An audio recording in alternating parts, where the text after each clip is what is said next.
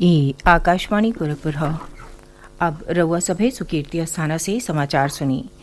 प्रधानमंत्री नरेंद्र मोदी देश भर में रेडियो के प्रसारण के बढ़ावा देवे खातिर आज 100 वाट का 91 FM ट्रांसमीटर का वीडियो कॉन्फ्रेंस के जरिया से लोकार्पण कैले। ये ट्रांसमीटर 18 राज्यन और 2 केंद्र शासित प्रदेशन के 84 जिलन में लगावल गई हौ। ये मौका पर श्री मोदी कहलें कि सरकार लोगिन ले प्रौद्योगिकी पहुंचौले के दिशा में लगातार काम कर रहा हौ। वहां के कहलें कि देश में प्रौद्योगिकी क्रांति से रेडियो के नया अवतार में उभरले में मदद मिलल हौ और ऑनलाइन FM और पॉडकास्ट के जरिया से डिजिटल इंडिया नया श्रोता जुड़ले हवे। FM के जरिया से सूचना और मनोरंजन के महत्व का उल्लेख करत प्रधानमंत्री कहले कि समय पर सूचना का प्रसारण कैले, चाहे कृषि बदे मौसम का पूर्वानुमान लगौले, महिला स्वयं सहायता समूहन के नया बाजार से जुड़ले में FM ट्रांसमीटर खास भूमिका निभाई। वहां के कहले कि FM रेडियो और DTH डिजिटल इंडिया खातिर भविष्य का राह प्रशस्त कैले हवे। DTH सेवा पर कई गो शैक्षणिक पाठ्यक्रम उपलब्ध हवे।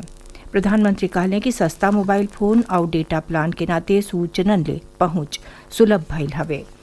प्रधानमंत्री मोदी कहले कि आकाशवाणी पर जल्दी मन की बात कार्यक्रम का 100वां कड़ी प्रस्तुत करी है। वहां के कहले कि देश भर के लोगन के साथ गहरा जुड़ाव रेडियो के अलावा कौनो ऑडियो जरिया से संभव नहीं हो पावत। मन की बात कार्यक्रम से बढ़न संख्या में श्रोता लोगिन ले रेडियो का पहुंच बनल हवे। प्रधानमंत्री नरेंद्र मोदी आज देश में जौने 91 FM ट्रांसमीटर का उद्घाटन कैले, ओमे प्रदेश का 6 FM ट्रांसमीटरों शामिल हवे।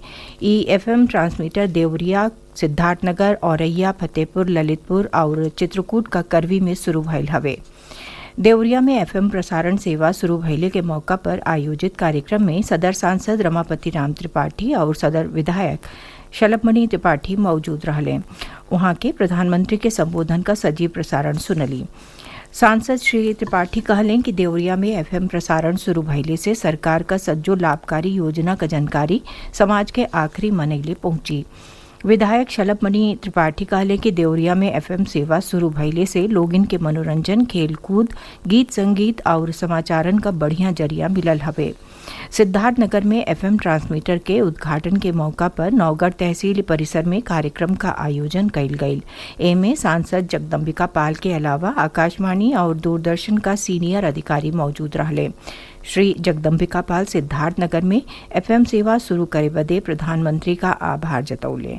वहां के कहली कि FM प्रसारण सेवा से सिद्धार्थनगर के सतही पड़ोसी देश नेपालों का लोगिन के आकाशवाणी का कार्यक्रम और समाचार रोजाना सुने के मिली। देवरिया और सिद्धार्थनगर में FM ट्रांसमीटर का प्रसारण 101.0 मेगाहर्ट्ज पर सुनाई दी। ये FM ट्रांसमीटर का क्षमता 100 वाट हवे और एक प्रसारण 20 से 30 किलोमीटर के परिधि में सुनल जा सकी। ऑपरेशन कावेरी के तहत सूडान से भारतीय नागरिकन के सुरक्षित वापसी चली रहा हौ। प्रदेश सरकारों सूडान से आवे वाले प्रदेशवासियन के नई दिल्ली से सुरक्षित उनके घरे ले पहुंचले का इंतजाम कैले हवे। एकरे तहत काल ही 31 लोगिन का जत्था गोरखपुर के सहजनवा पहुंचल, जहाँ प्रशासनिक अधिकारी और लोग उनकर फूल माला पहिरा के स्वागत कैले। ई सज्जो लोग गोरखपुर और बस्ती मंडल का रहवैया हवे। उन्हें लग्जरी बस से नई दिल्ली से गोरखपुर ले आवल गईल और एहवा से कार के जरिए उनके घरे ले पहुंचावल गईल। सहजनवा पहुंचले पर सज्जो लोग सूडान से उनके सुरक्षित वापसी खातिर प्रधानमंत्री नरेंद्र मोदी और मुख्यमंत्री योगी आदित्यनाथ का आभार जतौले। एकरे अलावा बनारस मंडलों के 17 लोगिन के सुरक्षित उनके घरे पहुंचावल गईल। प्रदेश सरकार सूडान में फंसल प्रदेशवासियन और उनके परिजन का सहायता खातिर नई दिल्ली में हेल्प डेस्क स्थापित कैले हवे। हेल्प डेस्क का नंबर हौ 8920808414 और 9313434088।